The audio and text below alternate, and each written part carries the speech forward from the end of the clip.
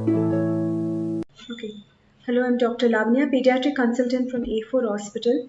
Today we are going to talk about breastfeeding tips for new mothers. So we are going to cover the entire breastfeeding, from how to breastfeed, what will be the issues during breastfeeding, and all the different positions that can be used for breastfeeding. So first, let's know about the structure of the breast. What are the parts of the breast? One is mainly the lobules where the milk is produced and collected. They get collected after production from the lobules in the lactiferous ducts, and then it gets secreted through the nipple, to the ductules, to the nipules. When the baby sucks on the nipple, the milk is excreted. But one thing to be noted is when the baby should not be just sucking on the nipple. It should also be sucking around the black portion around the nipple called the areola. So only when the baby is able to compress the black portion of the areola, then only the baby will get sufficient amount of milk. Okay. So இங்க பார்த்தீங்கன்னா அந்த ஸ்ட்ரக்சர்ல மெயினா அந்த லாபியூல்ஸ், அதுலேருந்து lactiferous Tux இருக்கு. டக்ஸ்லேருந்து அந்த secretions வந்து அங்கே கலெக்ட் ஆகும். அங்கே சி செக்ஷன் போட்டிருக்கு, dilated section of the duct. அங்கே மில்க் ஹோல்ட் ஆகும். அதை அமுத்தினாதான், பேபி சக் பண்ணாதான், அதை அமுக்கினாதான் பேபிக்கு அந்த நிப்பிள் வழியா பால் வரும். ஓகே. ஸோ அதே தான் திருப்பி இங்கேயும் பார்க்குறோம். இந்த லாபியோல் பிரெஸ்ட்ல, அப்புறம் இந்த ஆரியோலா, அந்த நிப்பிள். ஸோ ஒரு பாப்பா வாயை பிரெஸ்ட்ல வைக்கும்போது அந்த ஆரியோலா மேலேயும் அந்த வாய் படணும். ஸோ ஆரியோலாவும் நிப்பிளும் பாப்பாவோட வாய்க்குள்ளார போனாதான் பாப்பா அதை நல்லா அமுக்கி பால் குடிக்க முடியும். ஓகே. ஸோ நார்மலாக ப்ரெக்னென்சியும் போது கொஞ்சம் சேஞ்சஸ் ஆகும் பிரெஸ்ட்ல, ஸோ தட் பேபி நல்லா பால் குடிக்க முடியும்னு. ஸோ அந்த நிப்பிளும் ஆரியோலாவும் கொஞ்சம் இன்னும் பெருசாகும். அதே மாதிரி நிப்பிள் கொஞ்சம் சாஃப்டாக ஆகும். பிரெஸ்ட் ஃபீடிங்க்கு அது ப்ரிப்பேர் பண்ணும். ஸோ அடுத்தது பார்க்கும்போது மில்க் செக்ரிஷன் அது எப்படி வருது. அந்த செக்ரிஷன்ஸ் மில்க் ப்ரொடியூஸ் ஆகிறதுக்கு 2 ஹார்மோன்ஸ், பிரெயின்லேருந்து 2 ஹார்மோன்ஸ் ரொம்ப முக்கியம். ஒன்று வந்து ப்ரோலாக்டின், இன்னொன்று ஆக்சிடோசின். ஸோ இப்போ ப்ரோலாக்டினை பற்றி பார்க்க போகிறோம். ப்ரோலாக்டின் என்ன பண்ணுன்னா பிரெயின்லேருந்து அந்த மில்க் செக்ரிஷன்ஸ்க்கு சிக்னல்ஸ் கொடுக்கும். ஸோ என்னெல்லாம் அந்த மில்க் செக்ரிஷன்ஸ்க்கு சிக்னல் கொடுக்கும்னா, ஒரு பாப்பா வந்து நல்லா அம்மாட்ட பால் எடுக்கும்போது, அம்மாட்ட நல்லா சக் பண்ணும்போது, பாப்பா சக் பண்ணி வெளியில நல்லா அந்த பாலை வெளியில எடுக்கும்போது, எக்ஸ்பிரஷன் ஆஃப் மில்க் இருக்கும்போது, பிரெஸ்ட் எம்டி ஆகும்போது, அண்ட் நைட் ஃபீட்ஸ் ஏன் ஸ்பெசிஃபிக்காக மென்ஷன் பண்ணியிருக்காங்கன்னா, எப்போ பகலில் எப்படி குடிக்கிறாங்களோ நைட்லையும் அந்த மில்க் நல்லா எக்ஸ்பிரஸ் ஆகணும். அப்போதான் அந்த ப்ரோலாக்டின் செக்ரேஷனும் நிறையா இன்க்ரீஸ் ஆகி மில்க் ப்ரொடக்ஷனும் ஜாஸ்தி ஆகும். ஓகே. ஸோ எவ்வளோக்கு அவ்வளோ அந்த ப்ரோலாக்டின் மில்கை செக்ரேட் பண்ணுறதோ அந்த அளவுக்கு நல்ல மில்க் பேபிக்கு வரும். அதே சமயத்தில் ஹிண்டரிங் ஃபேக்டர்ஸும் என்னன்னு தெரியணும். எது வந்து மில்க் சரியாக செக்ரேட் ஆகிறதுக்கு தவிர்க்கும். ஸோ அது incorrect position. So incorrect position இருந்தால் பாப்பாவால் சரியாக பால் எடுக்க முடியாது. ஸோ பிரெஸ்ட்லேயே கொஞ்சம் நிறையா பால் இருக்கும். அப்போ பிரெஸ்ட் ரொம்ப பெயின்ஃபுல் ஆகும். அண்ட் அதே சமயத்தில் பாப்பா பால், தாய்ப்பாலை தவிர்த்து வேறு பால்கள், ப்ரீ லாக்டியல் ஃபீட்ஸ், தண்ணி, தேன் அந்த மாதிரி கொடுக்கும்போது கூட அம்மாட்டேந்து பால் கம்மியாக இருக்கும். ஸோ அந்த மாதிரி ஆகும்போது பாப்பாக்கு கம்மியாக வந்து மதருக்கு breast secretions, breast milk production கம்மியாகும். ரெண்டாவது ஹார்மோன் வந்து ஆக்சிடோசின். ஸோ ப்ரோலாக்டின் வந்து பால் வந்து சுரைக்கிறதுக்கு அம்மாவோட பிரெஸ்ட்லேருந்து, ஆக்சிடோசின் வந்து அந்த பாலை வெளியில போக, தட் இஸ் ஒரு பாப்பா குடிக்கும்போது அந்த மில்க் வெளியில எஜெக்ட் ஆகிறதுக்காக ஹெல்ப் பண்ணும். ஓகே. அது ஏதிற்கு அது கான்ட்ராக்ட்ஸ் த மயோ எபித்தீலியல் செல்ஸ். ஸோ ஒரு மசில் மாதிரி இருக்கிற செல்லை அமுக்கி அந்த பாலை வெளியில எடுக்க ஹெல்ப் பண்ணும் ஆக்சிடோசின். ஸோ ஆக்சிடோசின் பிரெயினில் ப்ரொடியூஸ் ஆகுது. என்னெல்லாம் இன்க்ரீஸ் பண்ண ஆக்சிடோசின் ப்ரொடக்ஷன் வந்து அம்மா வந்து பாப்பா பார்க்கும்போது ரொம்ப ப்ளசண்ட்டாக இருக்கணும், thinking of loving of the baby, அந்த பேபியோட சவுண்டு, பேபியோட சைட்டு, அதெல்லாம் பார்க்கும்போதே அம்மாவுக்கு ரொம்ப ரிலாக்ஸ்டாக இருக்கணும், கம்ஃபர்டபுளாக இருக்கணும். ஸோ அதான் மதர்ஸ்ட்டு சொல்லுறது, பிரெஸ்ட் ஃபீடிங் பண்ணும்போது பிரெஸ்ட் ஃபீடிங் கொடுக்காத நேரத்தில் கேப்பில் கூட ரொம்ப ஸ்ட்ரெஸ் ஆகக்கூடாது, ரொம்ப வரீடாக இருக்கக்கூடாது, ரொம்ப டவுட்ஃபுல்லாக இருக்கக்கூடாது. பிகாஸ் இதெல்லாம் அந்த ஆக்சிடோசின் ப்ரொடக்ஷனை கம்மி பண்ணும். அப்புறம் மில்க்கும் கம்மியாக வெளியில் எஜெக்ட் ஆகும். ஸோ மில்க் வெளியில் கம்மியாக எஜெக்ட் ஆச்சுன்னா உள்ளே தங்கினாலும் மில்க் ப்ரொடக்ஷன் கம்மியாகலாம்.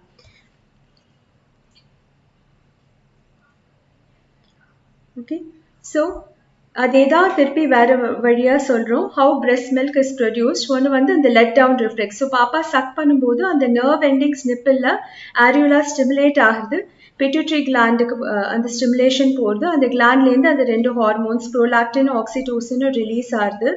அந்த ப்ரோலாக்டின் வந்து பால் சுரைக்கிறதுக்காக ஹெல்ப் பண்ணும். ஆக்சிடோசின் வந்து அந்த பால் வந்து வெளியில வரதுக்காக, ஸோ அந்த மசில்ஸ் எல்லாம் கன்ட்ராக்ட் பண்ணி பாலை வெளியில வரதுக்காக ஹெல்ப் பண்ணும். ஓகே, ஸோ அந்த மாதிரி நல்ல அம்மாவுக்கு பால் வரும்போது என்னெல்லாம் இருக்கும், பேபி ரொம்ப ஆக்டிவாக சக் பண்ணும். ஸோ பேபி ப்ளசண்ட்டாக ஹாப்பியாக இருக்கும். பேபிக்கு அம்மாவுக்கு வலி இருக்காது பால் பேபி பால் குடிக்கும் போது. அதே சமயத்தில் அம்மாவுக்கு ஒரு சைட் பால் பாப்பாவுக்கு கொடுக்கும்போது இன்னொரு சைட்லையும் பால் கொஞ்சம் ட்ரிப் ஆக ஆரம்பிச்சிடும். அண்ட் அந்த பேபி வந்து மதருக்கு மில்க் ப்ரொடக்ஷன் ஜாஸ்தி ஆக ஆக ஒரு ஃபுல்னஸ் ஆஃப் பிரெஸ்ட் வரும், ஒரு டிங்க்லிங் சென்சேஷன் பிரெஸ்ட்ல வரும். அதே மாதிரி யூட்ரஸ்லையும் கொஞ்சம் கிராம்பிங் வரலாம், பிகாஸ் ஆக்சிடோசின் அந்த யூட்ரஸையும் கண்ட்ராக்ட் பண்ணுறதுக்கு ஹெல்ப் பண்ணும். ஸோ அப்போ நல்ல பால் சுரக்கும் போது, பேபி நல்ல பால் எடுக்கும்போது அம்மாவுக்கு அடிக்கடி தாகம் எடுக்கலாம். ஸோ இது திருப்பி சொல்கிறோம். ஏன் திருப்பி சொல்கிறோன்னா, so that mother realise, so that people realise that அந்த oxytocin prolactin is very important. And சில விஷயங்கள் நம்ம பண்ணும்போது, எமோஷனல் ஃபேக்டர்ஸ் அண்ட் கரெக்டான பொசிஷனிங் வைக்கும்போது பேபிக்கு நல்ல பால் கிடைக்கும், மதருக்கு நல்ல மில்க் ப்ரொடியூஸ் ஆகும். ஸோ அதே பிட்யூட்ரியிலேருந்து ஆக்சிடோசின் திருப்பி சம்மரி ப்ரொடியூஸ் ஆகுது. ஹார்மோன்ஸ் வந்து travel via blood stream mammary கிளாண்டுக்கு போகிறது. அந்த மில்க் ப்ரொடக்ஷன் லெட் டவுன் வருது, பேபி சக் பண்ணுறது, திருப்பி அந்த நிப்பிள் ஆரியோலா ஸ்டிமுலேட் ஆகுது, திருப்பி அது பிட்யூட்ரியை ஸ்டிமுலேட் பண்ணி ஹார்மோன் ப்ரொடியூஸ் பண்ணுறது. ஓகே, ஸோ அடுத்தது வந்து அந்த பால் வந்தாச்சு. ஸோ அந்த பால் வந்து டிஃப்ரெண்ட் டைப்ஸ் ஆஃப் மில்க் வரும். That is early transitional and mature மில்க்னு சொல்லுவோம். அது அந்த ஏர்லி மில்க் வந்து ரொம்ப ரொம்ப ரொம்ப இம்பார்ட்டண்ட். அதுக்கு பேர் கொலோஸ்ட்ரம். அந்த ஃபர்ஸ்ட் 2-3 டேஸ் மதர்ஸ்க்கு மில்க் கொஞ்சம் கம்மியாக வரும். பட் அந்த மதரோட மில்க் வந்து has lots of antibodies. So பாப்பாக்கு நல்ல எதிர்ப்பு சக்தி கொடுக்கும். ஸோ பாலே வரலன்னு சொல்லிட்டு அம்மா பால் கொடுக்காம இருக்கக்கூடாது அந்த ஃபர்ஸ்ட் 3 டேஸ். அங்கே அந்த ஹார்மோன்ஸ் அவ்வளோ ஸ்ட்ரெஸ் பண்ணினது அதனால தான். ஏன்னா பேபி கண்டிப்பாக சக் பண்ண மதருக்கு இன்னும் நல்ல மில்க் வரும். அண்ட் முதல்ல வர பால் கொஞ்சம் கம்மியாக தான் வரும். அதுக்கு பேர் colostrum or early milk and it is very rich in antibodies. So அம்மா கண்டிப்பாக பால் கொடுத்தே ஆகணும். அந்த ஃபர்ஸ்ட் 4 டேஸ் கம்மியாக இருந்தாலும் பேபி அப்பப்போ சக் பண்ண விடணும். அப்போ தான் அடுத்த stage of transitional milk and mature மில்க்குக்கு போக முடியும். அடுத்தது வந்து டிரான்சிஷனல் மில்க். அந்த 4 டேஸ் கேச்சு வர நார்மல் மில்க். அது வந்து 4 to 10 டேஸ் நார்மலாக இருக்கும். இதில் கொஞ்சம் கம்மி ப்ரோட்டீன் இருக்கும் கொலோஸ்ட்ரமோட. அதுக்கு அடுத்தது வருது மெச்சூர்ட் மில்க். அந்த 10 டேஸ் கேச்சு மதர் பெஸ்ட் ஃபீடிங் கண்டினியூ பண்ணுற வரைக்கும் அந்த மெச்சூர்ட் மில்க் இருக்கும். ஓகே, ஸோ அது types of milk in different stages of the baby's life பார்த்தாச்சு. Initial, early, transitional and matured. அடுத்தது வந்து அந்த மில்க், அது வர பால்லே 2 பாகங்கள் இருக்கு. முதல்ல வர பாலுக்கு பேர் வந்து ஃபோர் மில்க், அடுத்து வர பாலுக்கு பேர் hind milk. So four milk வந்து முதல்ல வர பாகம் ஏர்லி மில்க். அது வந்து அதில் நிறைய லாக்டோஸ் இருக்கும், தட் இஸ் கார்போஹைட்ரேட்ஸ் இருக்கும், ப்ரோட்டீன்ஸ் இருக்கும் அண்ட் வாட்டர் இருக்கும். ஸோ இதில் வந்து நிறைய பாப்பாவோட தாகத்தை கம்மி ஆக்கிறதுக்கும் நிறைய தண்ணி இருக்கும். ஸோ அது பாப்பாவோட தர்ஸ்ட்டை வந்து நல்லா சாட்டிஸ்ஃபை பண்ணும். அடுத்தது வந்து ஹைண்ட் மில்க். இந்த ஹைண்ட் மில்க் வந்து அந்த முதல்ல வர பால், கருத்து வர பால் ஹைண்ட் மில்க், அது வந்து ரொம்ப ஃபேட்ல ரிச்சாக இருக்கும். ஸோ அது நல்ல ஃபேட்ல ரிச்சாக இருக்கிறதுனால பேபியோட பசியை சாட்டிஸ்ஃபை பண்ணும். ஸோ ஃபோர் மில்க் தாகத்தை தணிக்கும், ஹைண்ட் மில்க் வந்து ஹங்கரை தணிக்கும். ஸோ இந்த 2 part of the milk is ரொம்ப இம்பார்ட்டண்ட். ஸோ இது வந்து ஏன் ரொம்ப இம்பார்ட்டண்ட் பேரண்ட்ஸ்க்கு தெரியறதுக்குன்னா, சம்டைம்ஸ் சில மதர்ஸ் என்ன பண்ணுவாங்க, கொஞ்சம் பால் ஒரு சைடில் கொடுத்துட்டு அடுத்த வாட்டி அதே டைம் அதே ஃபீடிங்கில் அடுத்த பிரெஸ்டில் கொஞ்சம் பால் கொடுப்பாங்க. ஸோ ஒரே ஃபீடிங் டைமில் 2 பிரெஸ்டில் மில்க் கொடுக்கும்போது அந்த ஃபோர் மில்க் தான் பேபிக்கு கிடைக்கும். ஸோ அந்த வாட்டர் கிடைக்கும், லாக்டோஸ், ப்ரோட்டீன்ஸ் கிடைக்கும். ஆனால் அந்த கடைசியில் வர பால் ஃபேட் கிடைக்காது. ஸோ அப்படி கிடைக்காத போது பாப்பாக்கு வந்து அந்த வெயிட் கெயின் கொஞ்சம் கம்மியா இருக்கலாம். ஸோ நிறைய பேர் மதர் சொல்லுவாங்க, நாங்க பசும்பால் குடிக்கலாமா பாப்பாக்கு பால் கம்மியா இருக்கும் போது. கவுஸ் மில்க் வந்து கவுஸ்க்கு தான். Mothers milk is for babies, human babies. So இதுல பாத்தீங்கன்னா அந்த ஹியூமன் மில்க் வர்சஸ் கவுஸ் மில்க்ல அந்த டிஃப்ரென்சஸ் காட்டியிருக்கு. அந்த ஹியூமன் மில்க்ல ஒன்று வந்து அந்த ஆன்டி இன்ஃபெக்டிவ் ப்ரோட்டீன்ஸ், பேபிக்கு எதிர்ப்பு சக்தி கொடுக்கறதுக்காக இருக்கிற ப்ரோட்டீன்ஸ் நிறையா இருக்கு. அதே சமயத்துல அந்த டைஜஷனுக்காக அந்த வே ப்ரோட்டீன்ஸ் இருக்கு. கேசன் கவுஸ் மில்கை விட கம்மியா இருக்கு. ஸோ கவுஸ் மில்க் ஒரு பேபிக்கு அப்படியே டைரக்டா கொடுத்தா டைஜஸ்ட் ஆக ரொம்ப ப்ராப்ளம் இருக்கலாம். சம்டைம்ஸ் கவுஸ் மில்க் அலர்ஜிஸ் கூட அப்புறமா வரலாம். ஸோ இவ்வளோ பிரெஸ்ட் மில்க், அப்புறம் production, types of breast milk எல்லாம் பார்த்துருக்கோம். அடுத்தது வந்து benefits of breastfeeding. Okay, so 2 benefits உண்டு. ஒன்று வந்து பேபிஸ்க்கு, அதாவது இன்னொன்று மதருக்கு. ஸோ பேபிஸ்க்கு வந்து ஆல்ரெடி சொன்னோம், அந்த ஆன்டிபாடிஸ் எல்லாம் நிறையா இருக்குது அந்த ஃபர்ஸ்ட் கொலோஸ்ட்ரம் மில்கில். அதுக்கு ஸோ திஸ் வந்து it will prevent diarrhoea and respiratory infections பேபிஸில். இயர் இன்ஃபெக்ஷன்ஸ் கம்மி பண்ணும், தோல் இன்ஃபெக்ஷன்ஸ் கம்மி பண்ணும், சிட்ஸ்ன்ற சடன் இன்ஃபென்ட் டெத் சிண்ட்ரம்ஸை ப்ரிவென்ட் பண்ணும். Later in life, பாப்பா வளர்ந்தாவுட்டு it will வந்து decrease the risk of diabetes, heart disease, asthma and some cancers கூட கம்மி பண்ணும். And later baby usually obesity and overweight கொஞ்சம் தடுக்கும். It improves cognitive and motor development. So அந்த தாய்ப்பால்ல DHA ஒரு பொருள் இருக்கு. So அது வந்து it will help in the cognitive and motor development of the child. அம்மாக்கும் பாப்பாக்கும் இருக்கிற பாண்டிங் இன்க்ரீஸ் ஆகும். and growth and hence growth and on the whole growth and nutrition status of the baby நல்லாவே improve ஆகும். So மதருக்குன்னு பார்க்கும்போது என்னெல்லாம் ஹெல்ப்ஃபுல்லாக இருக்கும் பிரெஸ்ட் மில்க்னா, அடுத்து it can delay the next pregnancy. அடுத்த ப்ரெக்னன்சியை தடுக்கலாம் பிரெஸ்ட் ஃபீடிங் பண்ணும்போது. மதருக்கு சில maternal cancers like ovarian and breast கேன்சர்ஸை தடுக்கலாம். அண்ட் வெயிட் கெயின் ரிகவரி ஃபாஸ்ட்டாக இருக்கும். Weight loss postpartum, that is பாப்பா பிறந்தாவுட்டு அந்த வெயிட் கெயின் இனிஷியலாக ஆனது சீக்கிரமாக லூஸ் பண்ணலாம். அண்ட் டிப்ரெஷன், போஸ்ட்மார்ட்டம் டிப்ரெஷன் மதர்ஸில் லெஸ்ஸாக இருக்கும். So rules of breastfeeding, that is என்னெல்லாம் பிரெஸ்ட் ஃபீடிங் பண்ணும்போது ரெகுலராக பண்ணினோன்னா பேபிக்கு நல்ல பால் கிடைக்கும். ஒன்று வந்து 6 months வரைக்கும் எக்ஸ்க்ளூசிவ் பிரெஸ்ட் ஃபீடிங். ஸோ 6 மாதம் வரைக்கும் அம்மாவோட தாய்ப்பால் மாத்திரம் போதும். 6 மாதத்துக்கு அப்புறம் காம்ப்ளிமெண்ட்ரி ஃபுட்ஸ்ன்னு டயட் கொஞ்சம் எக்ஸ்ட்ராவாக அம்மா தாய்ப்பாலும் கண்டினியூ பண்ணி அந்த iron rich foods also start பண்ணுவோம் 6 monthsக்கு கேச்சு. ஸோ மதர் அண்ட் பேபி சில விஷயங்கள் பண்ணினாதான் பேபி ஒன்றும் நல்லா பிரெஸ்ட் ஃபீட் பண்ண முடியும். அது ஒன்று வந்து baby and mother should be in proximity to each other. That is அந்த rooming in and bedding in சொல்லுவோம். ஒரே ரூம்ல இருக்கணும், ஒரே பெட்ல படுக்கணும் அம்மாவும் பாப்பாவும். breast feeding as soon as possible. பாப்பா பிறந்த as soon as possible, within an hour, let it within 1 to 2 hours initiate பண்ணணும் breast feeding. and ஒரு நாளைக்கு feeding at least 8 to 12 feedings கொடுக்கணும் every 24 hours till 2 to 3 months. 6 months catch 6 feedings கொடுக்கலாம் per 24 hours. and 1 year வரைக்கும் like breast feeding வந்து 2 years வரைக்கும் continue பண்ணலாம். every ஒரு ஃபீடுக்கும் பேபியை ஒரு பிரெஸ்ட்ல தான் வைக்கணும் முன்னாடி சொன்ன மாதிரி. ஏன்னா அந்த பிரெஸ்ட் மில்க்ல 2 பாகம் இருக்கு. ஸோ தட் அந்த ப்ரோட்டீனும் ஃபேட்டும் சேர்த்து கிடைக்கணும். ஸோ ஒரு வாட்டி ஒரு சைட் பிரெஸ்ட்ல ஃபீட் பண்ணினா அடுத்த வாட்டி அடுத்த சைட் பிரெஸ்ட்ல பேபி ஃபீட் பண்ணலாம். And duration of the feeding அப்ராக்சிமேட்டா ஒரு 20 to 30 minutes இருக்கணும். பாப்பா நிறைய சக் பண்ண நான் ஆல்ரெடி இது முன்னாடி சொல்லியாச்சு. இந்த ஹார்மோன்ஸ் எல்லாம் சொல்லும் போது நிறைய சக் பண்ண நிறைய மில்க் ஒன்றும் ப்ரொடியூஸ் ஆகும். அண்ட் மதர் விடிஞ்சா அப்படி மதருக்கு ஒன்றும் பால் நிறையா இருக்குன்னா மதர் எக்ஸ்பிரஸ் பண்ணி ஸ்டோர் கூட பண்ணலாம் பேபிக்கு லேட்டராக அந்த மில்க் கொடுக்க. ஸோ எக்ஸ்பிரஸ் பண்ணி ஸ்டோர் பண்ணாலும் the more the milk is expressed out either by baby sucking or by expressing and storing the milk, the more the milk will be produced by the mother. So and the next thing very important is breast milk flow partly depends on mother's thoughts and feelings and sensation. So mother should always be happy and feel good about breast feeding. ரொம்ப depression, ரொம்ப doubts இருந்தால் breast milk production கூட குறையலாம்.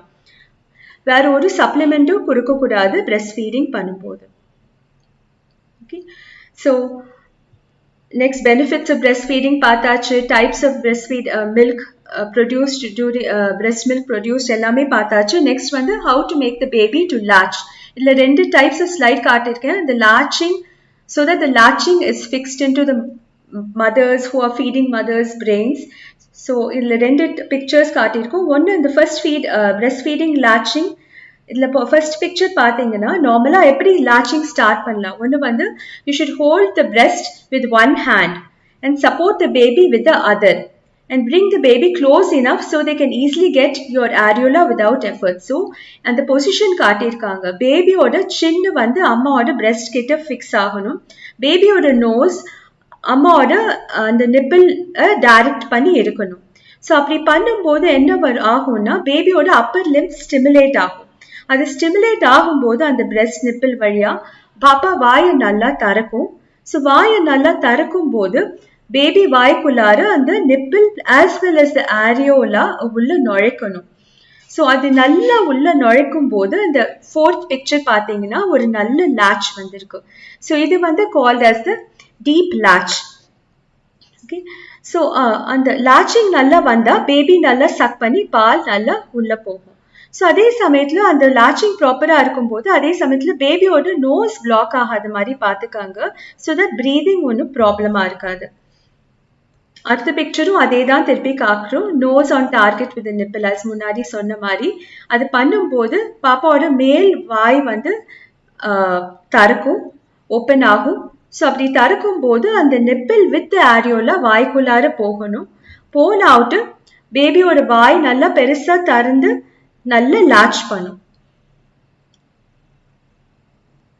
Okay, so latching எப்படி பண்ணணும்னு பார்த்துட்டோம். So இந்த latching கரெக்டாக தான் நமக்கு பண்ணியிருக்கோமான்னு தெரியறதுக்காக indicators of a good latching. So என்னெல்லாம் இருக்கும்னா பாப்பாவோட மவுத் வைட் ஓப்பனாக இருக்கும், வாய் நல்லா திறந்துருக்கும். சின் டச்சிங் த பிரெஸ்ட்.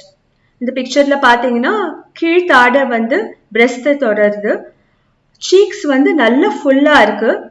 லிப்ஸ் வந்து வெளியில எவர்டடா இருக்கு அண்ட் மவுத் வந்து அந்த ஏரியோலாவும் கவர் பண்ணுது. ஸோ இந்த பொசிஷன், இந்த இண்டிகேட்டர்ஸ் ஆஃப் குட் latching நல்லா தெரிஞ்சா பேபிஸ் நல்லா latch பண்ணலாம். ஓகே, ஸோ அடுத்தது பார்க்க போகிறது different type of breastfeeding positions. So நிறைய பொசிஷன்ஸ் இருக்கு. ஒன்று ஒன்றா பார்க்க போகிறோம், எப்படி வைக்கலான்னு பார்க்க போகிறோம். ஒன்று வந்து கிரேடில் ஹோல்ட். இது வந்து காமனஸ்டாக யூஸ் பண்ண breast feeding position.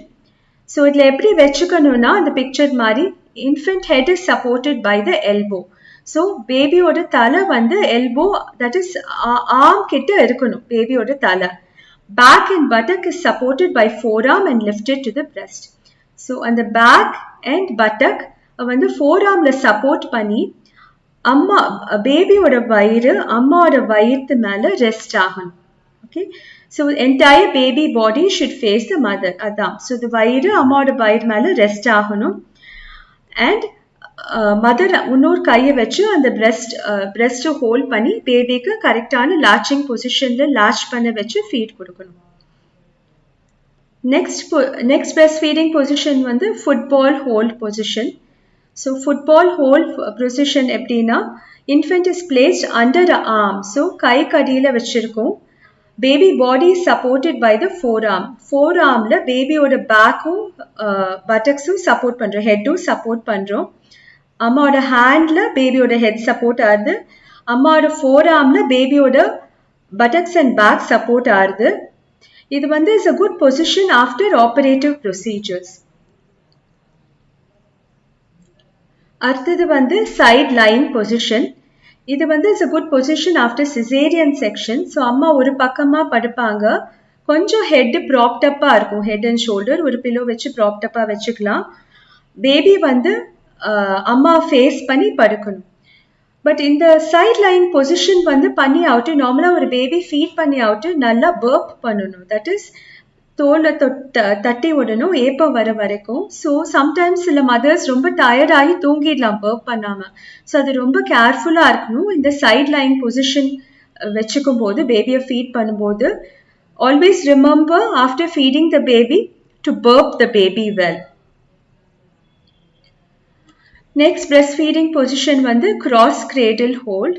So cross cradle hold எப்படின்னா baby trunk and head are supported with the opposite forearm and palm. That is papa order in the breast opposite hand வந்து mother or opposite hand வந்து supports the baby's head and trunk. forearmல baby's head and trunk support பண்றோம்.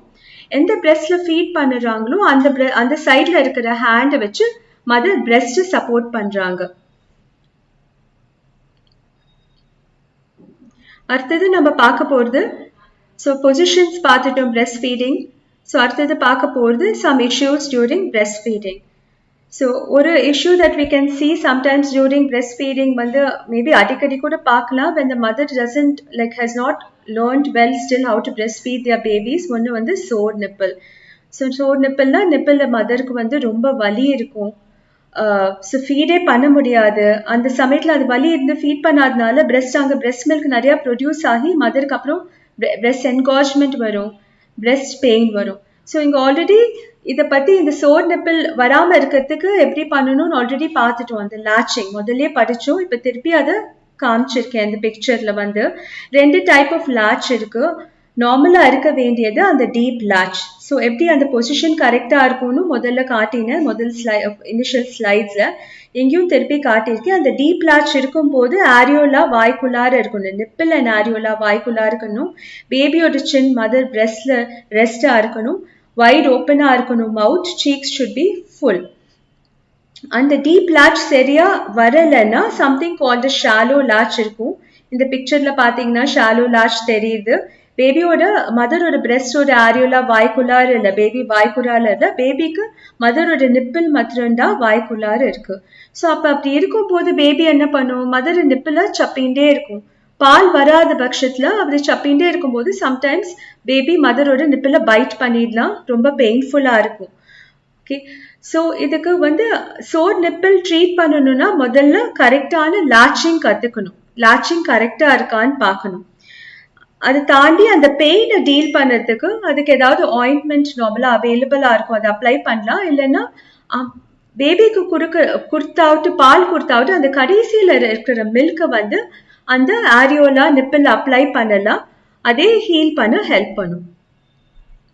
அடுத்தது வந்து breast engorgement. So சரியா பால் கொடுக்கலனாலும் breast வந்து என்கார்ஜ்ட் ஆகலாம். என்கார்ஜ்னா பால் கட்டி இருக்குன்னு அர்த்தம் பிரெஸ்ட்ல. ஸோ அது எப்படி தெரியும்னா பிரெஸ்ட் ரொம்ப நல்லா வீங்கி இருக்கும், வார்மாக இருக்கும், பெயின்ஃபுல்லாக இருக்கும். சில பேருக்கு சம்டைம்ஸ் ஃபீவர் கூட வரலாம் அதனால.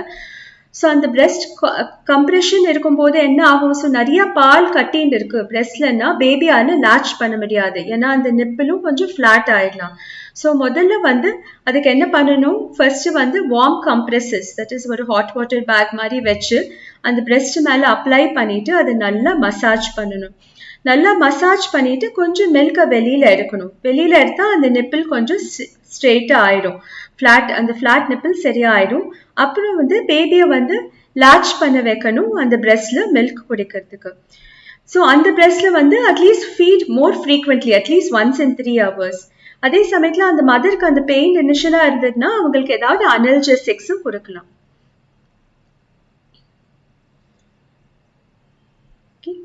ஸோ நெக்ஸ்ட் வந்து சம்டைம்ஸ் சம் மதர்ஸ்க்கு வந்து ஒரு ஃப்ளாட் ஆர் இன்வெர்டட் நிப்பிள் இருக்கலாம்.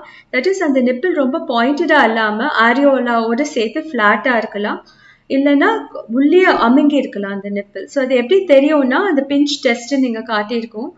அந்த தம்ப் அண்ட் 4 ஃபிங்கர் வந்து ஆரியோலா கிட்ட வச்சு you have to pinch the nipple. அப்படி பிஞ்ச் பண்ணி பார்த்தீங்கன்னா அந்த நிப்பிள் நல்லா தெரியுதா வெளியில. ஃபர்ஸ்ட் வந்து நிப்பிள் ஸ்டாண்ட்ஸ் அவுட் முதல் பிக்சர்ல பார்த்தீங்கன்னா. 2வது பிக்சர்ல பார்த்தீங்கன்னா நிப்பிள் அப்போ கூட ஃப்ளாட்டா இருக்கு. 3வது பிக்சர்ல பார்த்தா இன்னும் நல்ல இன்வெர்டடா இருக்கு. ஸோ அந்த ஃப்ளாட்டாகவும் இன்வெர்டடா இருக்கும்போது அந்த நிப்பிள் பேபி கொஞ்சம் லாச் பண்ண கஷ்டப்படலாம். ஸோ அது மாதிரி இருக்கும்போது என்ன பண்ணுவோம் யூஸ்வலானா, ஒன்று வந்து நிப்பிள் ஷீல்டு யூஸ் பண்ணலாம். இல்லைன்னா ஒரு சிரிஞ்ச் யூஸ்வல் அது வந்து பேபி ஃபீட் பண்ணும்போது ஒரு டாக்டரோ sister can help you out in this let a lactation counsellor. So அந்த சிரிஞ்ச் வந்து ஒரு சிரிஞ்ச் கட் பண்ணி வச்சுருப்போம், அதை வந்து அந்த நிப்பிள்குள்ளார நுழைப்போம் அண்ட் அது கொஞ்சம் ப்ரெஷர் விட்டு புல் அவுட் பண்ணிட்டு அதுக்கப்புறம் பேபியை லாச் பண்ண விடுவோம். இது அடிக்கடி பண்ண நார்மலாக பேபிஸ் ஈஸியாக லாச் பண்ணலாம். அடுத்தது வந்து clogged milk ducts is another issue that comes during breastfeeding. So clogged milk ducts na first வந்து நம்ம breast engorgement initially பார்த்தோம். So clogged milk ducts na என்னன்னா ஏதோ ஒரு சைடில் மாத்திரம் அந்த டக்ஸ் பிளாக் ஆயிருக்கும். ஸோ அங்கே மட்டும் பால் கட்டி இருக்கும், ஒரு ஏரியாவில் மாத்திரம் பால் கட்டிட்டு இருக்கும். ஸோ அங்கே சைடை ஃபீல் பண்ணும்போது பிரெஸ்ட்ல கொஞ்சம் லம்பியா தெரியும், கொஞ்சம் பெயின் இருக்கும் அந்த ஏரியாவில். So just like breast engorgement, இதுக்கு என்ன பண்ணணும்னா வார்ம் கம்ப்ரெஸஸ் அங்கே அப்ளை பண்ணி நல்லா மசாஜ் பண்ணிட்டு அதுக்கப்புறம் ஃப்ரீக்வெண்ட்டாக பிரெஸ்ட் ஃபீடிங் பண்ணணும், மில்க் எக்ஸ்பிரஸ் பண்ணணும். அடுத்த இஷ்யூ பார்க்கலாம். Some other issues during breast feeding வந்து oral thrush. So oral thrush வந்து ஒரு ஃபங்கல் இன்ஃபெக்ஷன் பேபியோட வாயில் வரலாம். ஸோ சம்டைம்ஸ் பாப்பா ஆர்டினரியாகவே பால் குடிச்சா வாயில் கொஞ்சம் அந்த வெள்ளைப்படையலாம் மில்க்னால. இதையும் அந்த த்ரஷ்ஷையும் டிஃப்ரென்ஷியேட் பண்ணணும். ஸோ பால் குடிச்சாவது அந்த வெள்ளைப்படையிறது பேபியோட நாக்கில் வந்து யூஸ்வலாக தானாகவே அது போயிடும். பட் இந்த ஓரல் த்ரஷ் இருக்கும்போது அந்த வெள்ளை படிஞ்சிருக்கிறது வாயில் அது போகாது அண்ட் பேபி பால் குடிக்கும் போது ரொம்ப வலிக்கும் மதருக்கு. சம்டைம்ஸ் வந்து இந்த பேபிக்கு இந்த த்ரஷ் வந்து மதரோட சோர் நிப்பில்ல கிராக் நிப்பில்ல அந்த ஏதாவது ஃபங்கல் இன்ஃபெக்ஷன் இருந்து பேபிக்கு வரலாது. ஸோ இதுக்கு மெயின் ட்ரீட்மெண்ட் வந்து என்னன்னா, ஒன்று வந்து அந்த வாயில் இருக்கிற அந்த ஃபங்கஸை ட்ரீட் பண்ணது டாபிக்கல் ஆன்டிஃபங்கல் மெடிகேஷன்ஸ் இருக்கு, அது அப்ளை பண்ணுறதுக்கு. ஸோ யூஸ்வலாக அது வந்து மதரோட சோர் கிராக் நிப்பிள்லேருந்து தான் வரலாம். ஸோ அந்த நிப்பிள்ஸை வந்து மதரோட நிப்பிள்ஸை கொஞ்சம் ட்ரையாக வைக்க பார்க்கணும்.